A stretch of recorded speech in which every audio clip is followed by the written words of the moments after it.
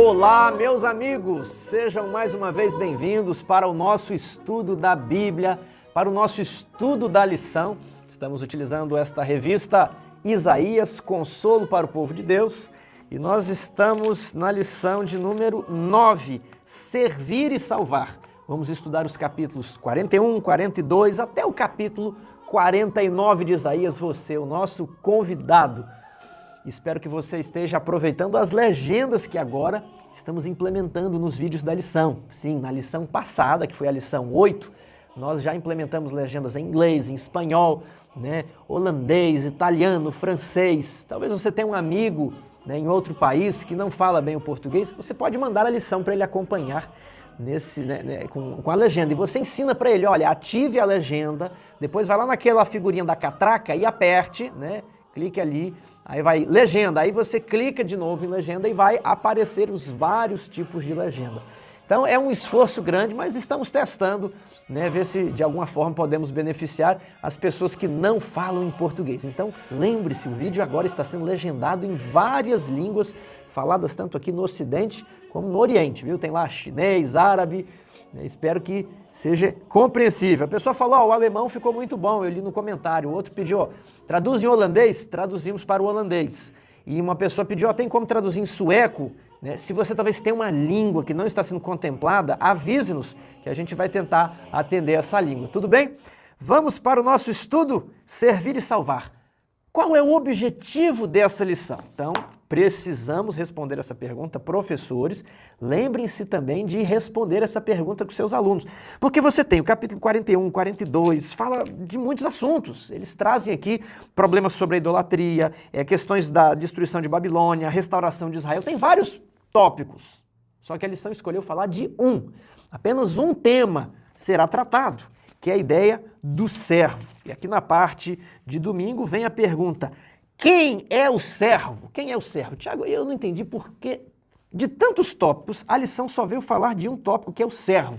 Eu vou precisar de adiantar um assunto aqui, para que você entenda e pelo menos leia com mais entusiasmo. É o seguinte, quando se fala que Isaías é um livro com profecias messiânicas, o que vem à sua mente? O capítulo 43, que é aquela profecia que Jesus sofreria, que o Messias seria morto, que ele veria o trabalho de sua alma e ficaria satisfeito, E como é que é o nome dessa profecia? Essa profecia se chama O Servo Sofredor.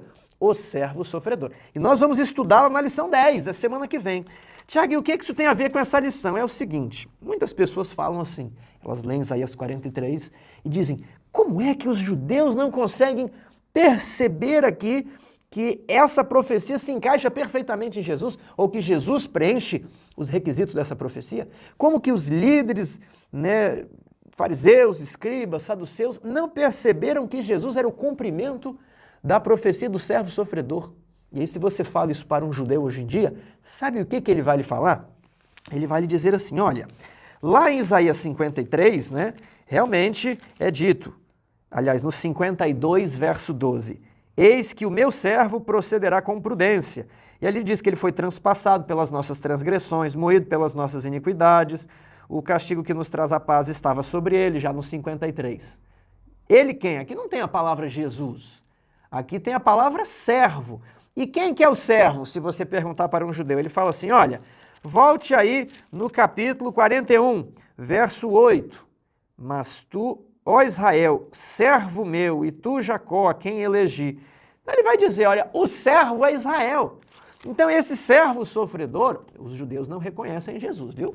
O servo sofredor, eles vão dizer, é a nação de Israel que está sofrendo, sofreu a invasão da Síria, sofreu o exílio na Babilônia, sofreu a opressão de Antíoco Epifânio, sofreu durante o Império Romano, depois foi espalhada, depois sofreu sob as mãos de Hitler, o Holocausto durante a Segunda Guerra Mundial, e até hoje sofre. Então esse aqui é a nação de Israel, ele vai dizer isso. Então, como semana que vem nós vamos estudar Isaías 53, o servo sofredor, uma das profecias mais fortes, mais conhecidas sobre o Messias, sobre Jesus, então a lição já está preparando para que você possa entender compreender algumas premissas. E quais são essas premissas? Elas começam aqui no capítulo 41 e vão até o capítulo 53. Então, a lição dessa semana, ela quer esclarecer quem é o servo. Os judeus dizem que o servo é Israel e que não tem essa história de Messias, de Jesus, mas a lição aqui vai mostrar essa semana, por isso que ela se focou nesse tópico do servo, para mostrar que o servo é Israel e o servo é Jesus, porque existem dois servos. Isso aqui é a lição de domingo. Então vamos lá, vamos estudar a identidade do servo. Para que, Tiago, estudar a identidade do servo? Para fundamentar muito bem que na semana que vem, Isaías 53 está falando do servo Messias, Jesus. Mas também existe outro servo, então as coisas não devem ser confundidas. Domingo, nação serva. Pergunta 1. A dica aqui para você, professor, é seguir as perguntas. Essa lição está muito boa de você. Pergunta 1, 2, 3, 4, 5. E eu vou deixar a pergunta 8 para fazer o fechamento. Então, eu salto a pergunta 8, faço a 9, 10 e 11 e volto na 8, porque ela fica muito adequada para a gente fazer um fechamento e um apelo à nossa classe. Então, vamos lá. Em Isaías 41:8, Deus disse que Israel era seu servo. E em Isaías 42:1, apresentou o seu servo. Quem é esse servo? Eu vou ler aqui na lição. Existem dois tipos de referências a servos de Deus entremeadas em Isaías 41 a 53. Um servo é chamado de Israel ou Jacó, como vemos em Isaías 41:8, né, e outras passagens aqui. Outro servo, como nós vemos em Isaías 42:1 e também em Isaías 53:11, né, o meu servo, o justo, procederá com prudência, tá lá, né? Ele não é nomeado, ele é um servo de Deus que não tem nome. Percebeu a primeira diferença? Existe o servo que recebe o nome Israel, Jacó, e existe o servo que não é nomeado. Ao ser mencionado pela primeira vez em Isaías 42:1, esse que é o servo Messias, sua identidade não é aparente. Contudo, à medida que Isaías apresenta o perfil desse servo em passagens posteriores, torna-se claro que ele é alguém que restaura as tribos de Jacó. Então ele não pode ser Jacó, ele não pode ser Israel. Esse Jacó não é a pessoa do patriarca, não. É uma maneira de você chamar o povo. E depois, esse servo morre de modo sacrificial em favor dos pecadores. Portanto, esse último servo não pode ser o mesmo que a nação. Sendo assim, evidentemente, Isaías falou de dois servos de Deus.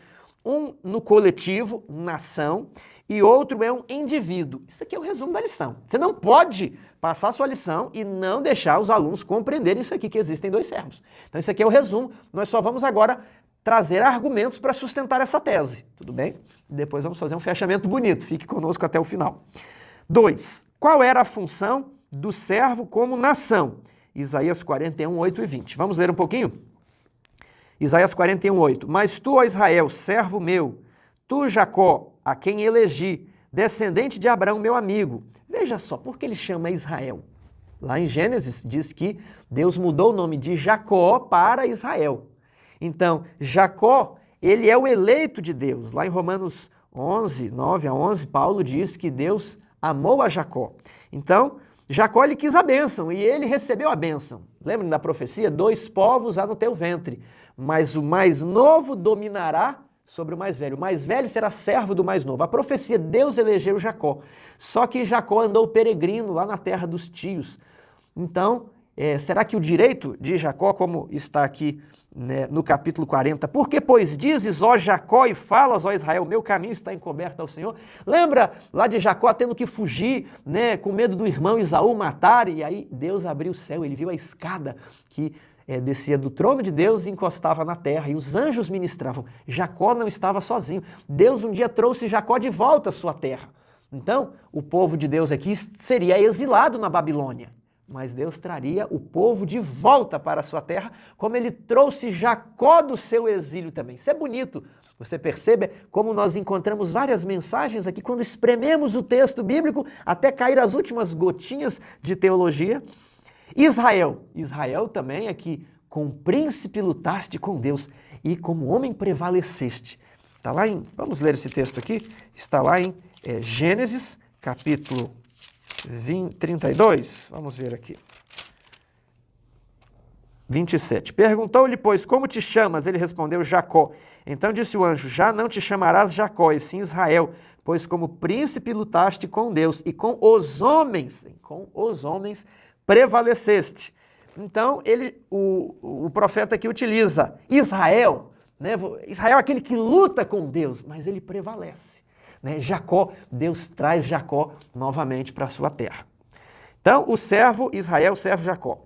Tu a quem tomei das extremidades da terra e chamei dos seus cantos mais remotos e a quem disse, tu és meu servo, eu te escolhi, eu não te rejeitei. Olha que mensagem, né, começa a inaugurar essa nova parte de Isaías. Não temas, porque eu sou contigo. Não te assombres, porque eu sou teu Deus. Eu te fortaleço, te ajudo e te sustento com a minha destra fiel, com o meu braço direito que não falha.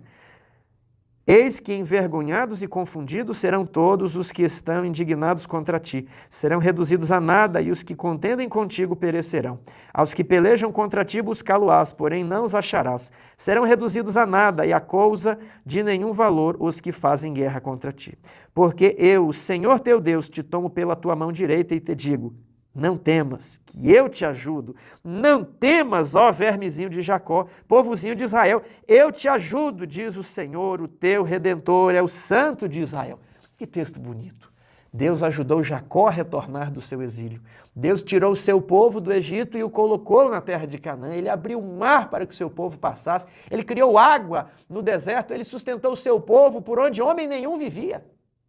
E ele também trouxe o seu povo de volta da Babilônia. Eu sou o que te ajudo. Nestes capítulos aqui fala muito da idolatria. O tempo inteiro Deus está advertindo, mas você abandone a idolatria. Mas Deus ajuda. Hoje nós também podemos pensar assim. Se colocarmos a nossa confiança em Deus, os nossos inimigos serão confundidos, desbaratados, destruídos, esmagados pela destra fiel de Deus, que é fiel para derrotar os nossos inimigos, mas também para nos proteger, assim como ele protegeu Jacó. Talvez você esteja lutando com Deus, mas que você se apodere pela fé e peça a bênção de Deus, como Jacó pediu. Eu quero ser abençoado. E aí o anjo muda o nome de Jacó. Já não te chamarás Jacó, você vai se chamar Israel, porque você luta com Deus e você é perseverante nas suas orações, na sua fé, para receber a bênção, a verdadeira bênção. Vamos agora para a parte de segunda-feira. Falamos do servo Israel, Jacó, e agora vamos falar do servo anônimo. 3. Quais eram as funções e o caráter do servo anônimo de Deus a quem ele havia escolhido e em quem tinha colocado o seu espírito? Nós vemos aqui em Isaías 42. Eis aqui o meu servo a quem sustenho, o meu escolhido, em quem a minha alma se compraz. Este é o meu filho que me dá prazer, né? Eu me comprazo, a minha alma se compraz nele, tudo bem? Pus sobre ele meu espírito e ele promulgará o direito para os gentios. Isso aqui é um termo técnico para... o direito são as leis de Israel. Israel deveria ser luz para as nações. Toda a terra deveria se cobrir da glória de Deus, do conhecimento de Deus, deveria encher todas as nações. Mas Israel falha na sua missão. Mas agora vem Cristo e ele vai promulgar o direito, a aliança que Deus havia feito com o seu povo, né, sobre a redenção. A criação, queda e redenção do homem, ela deveria ser espalhada. E esse servo, que é o servo anônimo, ele faria isso. Ele faria uma aliança com o povo, não apenas com o povo de Jacó, de Israel, mas também com os estrangeiros. Querem ver? Ele não clamará, sobre ele eu pus o meu espírito, ele promulgará o direito, a aliança, as leis aos gentios.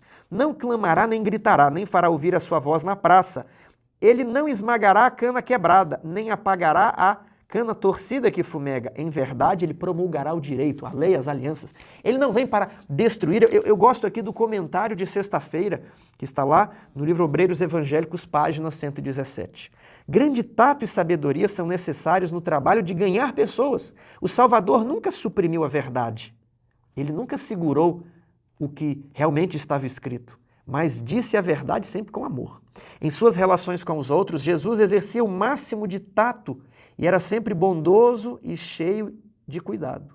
Nunca foi rude, nunca proferiu desnecessariamente uma palavra severa.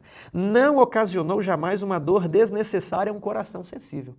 Se nós queremos ser justos, exige também que sejamos bondosos. Às vezes há muitas pessoas querendo ser zelosas, né, por Deus, invocam a pessoa de Elias, mas na verdade estão tendo o zelo, não de Elias, mas o zelo de Jeú. É um zelo desmedido, é um zelo agressivo. Estou chamando o pecado pelo nome. Pode-se chamar o pecado pelo nome, mas precisamos ter bondade, tato, sensibilidade. Fale, mas fale com tato, com sensibilidade. Ó. Não censurava a fraqueza humana, denunciava destemidamente a hipocrisia, a incredulidade e a iniquidade. Por isso que os embates de Jesus eram principalmente com os fariseus, que alegavam ser dirigentes do povo, mas estavam levando o povo à ruína. Eram hipócritas, se chamavam de santos, mas no íntimo queriam matar a Jesus. E ali ele então comia com os publicanos e com as prostitutas. Ele não estava sancionando aquele comportamento, mas ele entendia a fraqueza humana e estava oferecendo uma nova vida para essas pessoas. Havia lágrimas em sua voz ao proferir suas esmagadoras repreensões. Olha, a lágrima não estava no rosto, preste atenção no texto. A lágrima estava na voz. Muitas pessoas imaginam que Jesus falava chorando. Não. A lágrima na voz é uma figura de linguagem. Ele falava triste. Olha, ele deu uma esmagadora repreensão, mas com tristeza porque aquilo estava acontecendo.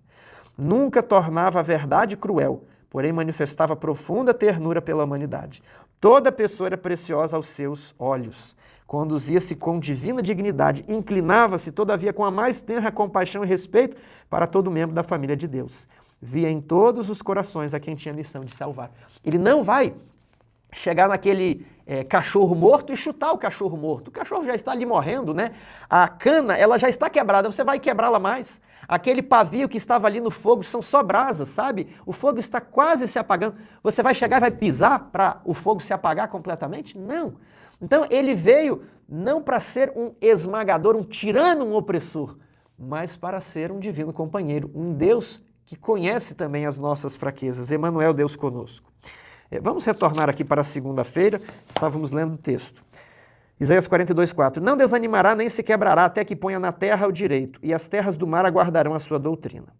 Assim diz Deus, o Senhor que criou os céus, a terra e estendeu e formou a terra e tudo quanto produz, que dá fôlego de vida ao povo que nela está e o espírito aos que andam nela. Eu, Senhor, te chamei em justiça, tomar-te-ei pela mão e te guardarei, e te farei mediador da aliança com o povo e luz para os gentios. Então esse servo, se ele vai ser um mediador da aliança com Israel e com os gentios, ele não pode ser o próprio Israel. Você começa a perceber aqui claramente que o texto faz uma distinção entre o servo do capítulo 42:1 e o servo do capítulo 41:8. Vamos voltar aqui para a nossa pergunta. Pergunta 4. A função e o caráter desse servo se comparam aos do rebento de Jessé, sobre o qual repousava também o Espírito de Deus. Lá no capítulo 11 diz que o Espírito de Deus estaria com ele. Aqui no capítulo 42 também o Espírito de Deus estaria com ele. Lá no capítulo 11 de Isaías diz que ele julgaria com justiça. Aqui também ele julgará com justiça. Ele apacentará o seu rebanho. As nações recorreriam a esse servo. Aqui diz que ele vai levar o direito, a aliança, a lei de Deus, né? A revelação dada ao povo de Israel aos gentios. Foi o que o cristianismo fez, tudo bem? Pergunta 5. Como o Novo Testamento identifica o servo de Isaías 42:1-7 com o que promulga a justiça? Ele colocou aqui para a gente dar uma olhada o texto de Mateus 12. Aqui em Mateus 12 diz assim, 12:15. Mas Jesus, sabendo disto, afastou-se dali. Muitos o seguiram e a todos ele curou, advertindo-lhes, porém, que não o expusessem à publicidade, para se cumprir o que foi dito por intermédio do profeta Isaías. Eis aqui o meu servo a quem escolhi. Mateus identifica Jesus como aquele que preenche as características de Isaías 42. Outro ponto que precisamos destacar é Mateus 26:28. Porque isto é o meu sangue, o sangue da nova aliança, derramado em favor de muitos para a remissão dos pecados. Então aqui em Isaías capítulo 42, verso 6, diz assim, te farei mediador da aliança com o povo. E aí Jesus ele estava derramando o seu sangue para assinar, para selar aquela aliança. Este é o sangue da velha aliança, foi um sangue de carneiro, de animal, né? Agora é um sangue do Filho de Deus. Este é o sangue da nova aliança, cumprindo aqui Isaías 42:6, fazendo aliança com o povo de Israel. E o que ele diz para os seus discípulos? Para pregar o evangelho até os confins da terra. Ele levou, então, a palavra de Deus, a aliança aos gentios. As ilhas do mar aguardarão a sua doutrina. É o que diz aqui. Vamos para a terça-feira. O Messias persa. Que profecia impressionante aparece em Isaías 44:26. Vamos dar uma olhada? Eu gosto de ler do verso 21, que é muito bonito. 44, 21. Lembra-te destas coisas, ó Jacó, ó Israel, porquanto és meu servo. Eu te formei, tu és meu servo, ó Israel, não me esquecerei de ti, desfaço as tuas transgressões como a névoa. Quais transgressões? De idolatria. A idolatria é denunciada nesses capítulos. Ó. Desfaço as tuas transgressões como a névoa. Eu te formei, tu és meu servo, ó Israel, não me esquecerei de ti. Torna-te para mim, porque eu te remi. E agora, ele diz a partir do verso 26. Confirmo a palavra do meu servo e cumpro o conselho dos meus mensageiros. Que digo a Jerusalém? Ela será habitada. E das cidades de Judá, elas serão edificadas. E quanto às ruínas, eu as levantarei. Que digo à profundeza das águas? Seca-te, e eu secarei os teus rios. Agora faça uma pausa aí. Você conhece alguém que secou os rios para libertar o povo de Deus? Essa história é conhecida. Já exploramos ela na lição de Daniel, eu já falei aqui há 2 lições atrás. Quando o povo de Deus estava em exílio ali em Babilônia, o rei era Belsazar, e o rei fez uma grande festa, trouxe os utensílios do templo e falou, olha, vamos ficar aqui comendo e bebendo, Babilônia nunca será destruída. As tropas de Ciro desviaram as águas do rio Eufrates, que dava sustentação à cidade de Babilônia. Eles entraram por baixo dos portões e conquistaram o reino de Babilônia. E o que Ciro faz? Logo depois, no ano 539/538, ele faz o decreto que está em Esdras, capítulo 1. O Deus do céu lhe disse para construir a ele um templo, né? E ele liberta o povo. Então o povo, ele volta por causa do decreto de Ciro. Aí é Josué e Zorobabel. Aí os profetas Ageu e Zacarias também saem lá de Babilônia e voltam para o reino de Judá. Tudo bem? Veja o verso 28. Aliás, vamos ler o 27. Que digo à profundeza das águas? Seca-te, e eu secarei os teus rios. Que digo de Ciro? Ele é o meu pastor e cumprirá tudo o que me apraz. Que digo também de Jerusalém? Será edificada, e do seu templo será fundado. Isso aqui me arrepia. Há mais de 150 anos antes, Deus deu nome e sobrenome a Ciro, e ele determinou o meio pelo qual ele conquistaria a Babilônia e libertaria o povo de Deus. Veja 45, verso 1 em diante. Assim diz o Senhor ao seu ungido, a Ciro, a quem tomo pela mão direita para bater as nações ante a sua face e descingir os lombos dos reis, para abrir diante dele as portas que não se fecharão. Eu iria diante de ti, endireitaria os caminhos tortuosos, quebrarei as portas de bronze e despedaçarei as trancas de ferro. Dar-te-ei os tesouros escondidos e as riquezas encobertas, para que saibais que eu sou o Senhor, o Deus de Israel, que te chama pelo teu nome. Por amor do meu servo Jacó, esse é o servo que tem nome, meu servo Israel, meu escolhido, eu te chamei, Ciro, te chamei pelo teu nome e te pus sobrenome, ainda que não me conheces. Isso é tão bonito, que Deus tem um propósito para a nossa vida, inclusive dos pagãos, que adoravam Marduk, que não conhecia Deus. Ainda que não me conheces, eu te chamei e eu te dei uma missão. Meu querido amigo, quanto mais a você, cristão, será que Deus não deu uma missão para você? Será que Deus não espera que você realize algum propósito, principalmente um propósito missionário, principalmente uma missão? A palavra hebraica para ungido é a mesma da qual obtemos a palavra Messias, né? Hamashia, o ungido, tudo bem? E aqui Ciro é tratado também como o ungido. E Ciro, ele é um tipo de Cristo, porque Cristo também vem para nos libertar do império das trevas. Então, Ciro, um rei pagão, ele tem essa alcunha de o libertador. Veja uma coisa interessante. Lá em Apocalipse 16, nós temos a Babilônia espiritual. E é dito o seguinte, por ocasião das pragas. Olha só. Apocalipse 16, 12. Apocalipse 16, 12. Derramou o sexto anjo a sua taça sobre o grande rio Eufrates. Quem também fez uma obra no rio Eufrates? Ciro. Cujas águas secaram. As águas do Eufrates também secaram. Né? Olha o que diz aqui em Isaías, ó. Que digo às profundezas das águas, seca-te e eu secarei os teus rios. Aqui, olha, derramou o sexto anjo a sua taça sobre o grande rio Eufrates, cujas águas secaram, para que se preparasse o caminho dos reis que vêm do lado do nascimento do sol. Jesus volta do Oriente.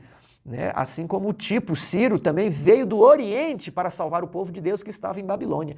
Babilônia, que domina sobre os reis da terra, também está exercendo, né, um jugo pesado sobre o povo de Deus. E ela está sentada sobre muitas águas. A Babilônia espiritual está sobre muitas águas, assim como a Babilônia literal estava sobre as águas do Eufrates. Assim então como Deus ordenou que Ciro secasse as águas do Eufrates. Aqui também, esses povos, nações, multidões e línguas que dão base à Babilônia espiritual, eles serão abalados para preparar o caminho da volta de Jesus. Isso aqui já é a ocasião das pragas. É muito bonito nós entendermos aqui as histórias do Antigo Testamento para saber interpretar o Apocalipse. Esperança antecipada. Vamos aqui para a parte de quarta-feira. E a lição traz uma temática que já trabalhamos na lição 2, a autoria do livro de Isaías. O fato de Isaías ter profetizado com precisão tão grande a vinda de Ciro, há 150 anos antes, incomoda aqueles que não creem que os profetas recebem predições de Deus. E é por isso que muitos eruditos dizem que aqui não é o Isaías, né, lá da época da Síria que está falando. Aquele Isaías morreu, o povo foi para o exílio, e depois do exílio, né, a pessoa que viu tudo, como aconteceu, ele escreve um livro como se o livro tivesse sido escrito no passado, uma fraude, ok? Ele junta o seu livro como Isaías e fala, olha, é uma profecia, né? Mas o livro é escrito depois que o evento aconteceu e a pessoa teria juntado aqui e dito que era o livro de Isaías. Isso é uma fraude, nós não concordamos com isso, mas por que esses teólogos liberais afirmam isso? Porque eles acham que Deus não pode revelar, né, uma profecia. Se Deus não pode revelar uma profecia, ele não é Deus. Isso aqui é tema desses capítulos. Nós não podemos estudar. Eu estou seguindo aqui a lição decidiu estudar só a identidade do servo. Mas vamos dar uma palhinha aqui, ó, Isaías 42, verso 8. Isaías 42, verso 8. Eu sou o Senhor, este é o meu nome, a minha glória, pois, não a darei a outrem, nem a minha honra às imagens de escultura. Eis que as primeiras predições já se cumpriram. Olha, várias predições do livro de Isaías já se cumpriram, inclusive o ataque e derrota da Assíria. E novas coisas eu vos anuncio, e antes que sucedam, eu vou-las farei ouvir. Deus está dizendo que, para provar a sua onisciência, a sua onipotência, ele conta como será o futuro, ele faz predições. E aqui ele conta, olha, para mostrar que os ídolos não valem nada, eu vou falar que o povo de Deus irá para o cativeiro e retornará, e o nome do libertador é Ciro, e mais, digo como Babilônia será derrotada, com as suas águas sendo, né, secas, com o rio Eufrates sendo seco. Então Deus faz a predição. As profecias, elas testificam do poder da onisciência de Deus. E aqui é todo um conflito entre Deus dizendo por que o povo ainda insiste em adorar ídolos, porque o povo está fascinado com as outras religiões pagãs, sendo que eles não conseguem fazer nenhuma predição, nenhuma profecia, nada se concretiza. Então lemos isso aqui, Isaías 42, 8 e 9. Agora veja, Isaías 43, verso 9. Todas as nações se congreguem e os povos se reúnam. Quem dentre eles pode anunciar isto e fazer-nos ouvir as predições antigas? Apresentem as suas testemunhas e por elas se justifiquem, e para que se ouça e se diga, verdade é. Então, você vai encontrar aqui esse combate entre Deus e os falsos deuses, Deus falando assim, olha, eu faço predições, elas acontecem. E vocês? Vocês conseguem fazer uma predição? Essas outras religiões predisseram alguma coisa e já se concretizou? Não. Então elas não são dignas de crédito. Tudo bem? Então isso aqui não pode ser negado de maneira alguma. Isso aqui testifica da inspiração do livro. Pergunta 8. Vamos deixá-la para o nosso fechamento? Vamos aqui para quinta-feira. Um servo compassivo e sofredor. Quem é o servo de Deus em Isaías 49, 1 a 12? Isaías 49, 1 a 12. Ouvi-me, terras do mar, e vós, povos de longe, escutai. O Senhor me chamou desde o meu nascimento, desde o ventre de minha mãe, fez menção ao meu nome. Fez a minha boca como uma espada aguda, na sombra da sua mão me escondeu. Fez-me como uma flecha polida e me guardou na sua aljava, e me disse, tu és meu servo, é Israel por quem hei de ser glorificado. E Tiago, e agora, quem é esse servo aqui? Aqui só tem duas opções, né? João Batista e Jesus, mas aqui diz Israel. Aí vamos continuar lendo. Eu mesmo disse, debalde tenho trabalhado inútil e em vão gastei as minhas forças. Todavia o meu direito está perante o Senhor, a minha recompensa perante o meu Deus. Mas agora diz o Senhor, que me formou desde o ventre para ser seu servo, e para que torne a trazer Jacó, e para reunir Israel a ele, porque eu sou glorificado perante o Senhor, e meu Deus é a minha força. Peraí, esse servo ele vai tornar a reunir Israel, então ele não pode ser Israel. Você percebeu aí, no próprio texto da Bíblia? Sim, diz ele, pouco é o seres meu servo, para restaurares as tribos de Jacó e tornares a trazer os remanescentes de Israel. Também te dei como luz para os gentios. Volta aqui a temática de Isaías 42. As ilhas do mar aguardarão a sua doutrina. Ele vai colocar o direito, a nova aliança sobre a terra. Então, basicamente, isso aqui nós já respondemos, que há uma identificação da nação de Israel com o Messias. A lição de quinta-feira diz assim: o servo individual torna-se a personificação ou representante perfeito do que a nação deveria ter sido, né? Nação cujo fracasso tinha comprometido o uso do nome Israel, aquele que peleja com Deus, persevera na oração, pede a bênção, reclama a bênção e vence. Nós fizemos aqui toda uma análise da identidade do servo para dizer que existe um servo Israel, nação, coletivo, e um servo individual. Na próxima semana nós analisaremos o que é conhecido como a canção do servo sofredor, principalmente o capítulo 53 de Isaías. Agora, eu gostaria de responder a pergunta 8. Embora a nação tivesse enfrentado uma terrível calamidade por causa dos pecados do povo, alguns não perderam a esperança. Eles se apegaram às promessas de Deus encontradas em Levítico 26, 40 a 45. Leia esses versos cuidadosamente. Coloque-se no lugar dos hebreus que estavam vivos após a derrota de Judá para a Babilônia. Que esperança encontramos nessas palavras? Lá em Levítico 26, Moisés esclareceu ao povo: olha, se vocês fizerem o que é reto, Deus vai abençoar vocês. Mas se vocês começarem a praticar o pecado, a quebrar a aliança, Deus vai começar a dar castigos brandos, castigos médios e castigos pesados. Inclusive, mandar outros povos invadir o reino de vocês e levar vocês para o exílio. É o que está aqui em Levítico 26. A minha Bíblia tem subtítulos. Ela diz assim: ó, primeiro castigo, desgraça. Segundo castigo, seca. Terceiro, feras. Quarto, enfermidades. Quinto, fome. Sexto castigo, dispersão, que vai do 32 ao 39. Agora, Levítico 26, 40 diz assim: mas se confessarem a sua iniquidade. Isso nos lembra lá do texto, né? Aquele que encobre a sua transgressão jamais prosperará, mas o que confessa e deixa alcançará misericórdia. Esse alcançará misericórdia.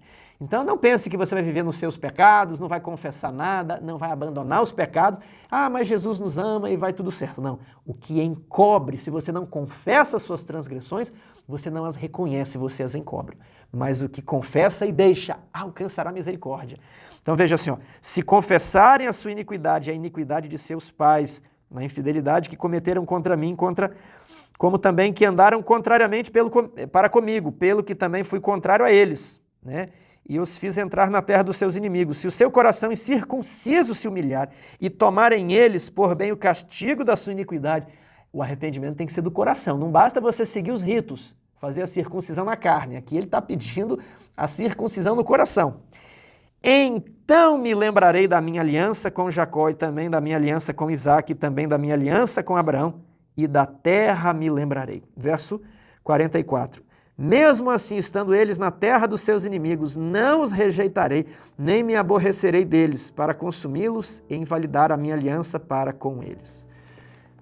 Meu querido amigo, isso aqui é uma promessa. Talvez você esteja afastado da igreja, nem estuda a lição, entrou só nesse vídeo porque alguém lhe enviou, e você ficou até o final. Eu queria dizer que se você persistir no caminho para longe de Deus, você vai ser consumido. Não existe outra alternativa. Você precisa confessar os seus pecados, você precisa se arrepender, você precisa romper, você precisa dar um passo e queimar as pontes atrás de você. Você precisa dizer: estou seguindo a Jesus Cristo.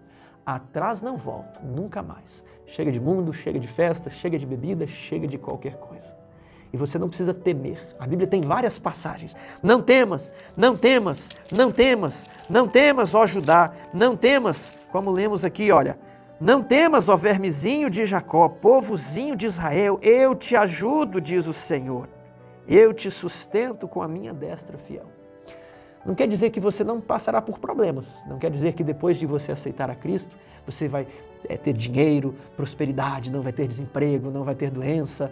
Não quer dizer nada disso. Você pode até sofrer da Covid, algum parente seu pode falecer, mas você tem que confiar. Não temas, não temas. Porque Deus, aprenda isso, Deus não te livra da fornalha, Deus te livra na fornalha. Deus não te livra da cova dos leões, mas Deus nos livra na cova dos leões. E eu deixo com você a promessa de Isaías 43. Mas agora assim diz o Senhor que te criou, ó Jacó, e que te formou, ó Israel. Não temas, porque eu te remi. Chamei-te pelo teu nome, tu és meu. Quando passares pelas águas, eu serei contigo. Aqui não diz, você nunca vai passar pelas águas, você nunca vai encontrar problemas. Você está passando por problemas, talvez uma enchente levou a sua casa, literalmente. Talvez seu casamento está desmoronando. Não sei quais são os seus problemas. A resposta aqui, serei contigo.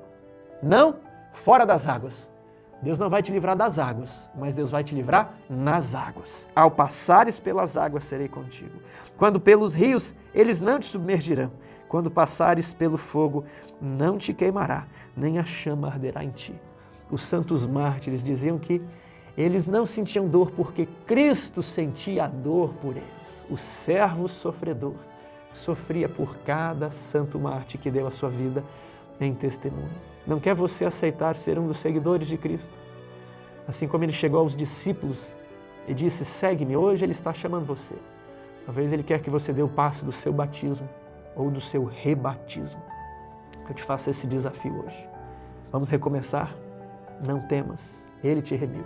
Ele apaga as tuas transgressões como a névoa. Você terá problemas, mas ele disse, eu estarei convosco. No mundo tereis aflições, mas tende bom ânimo. Eu venci o mundo. Que Deus o abençoe.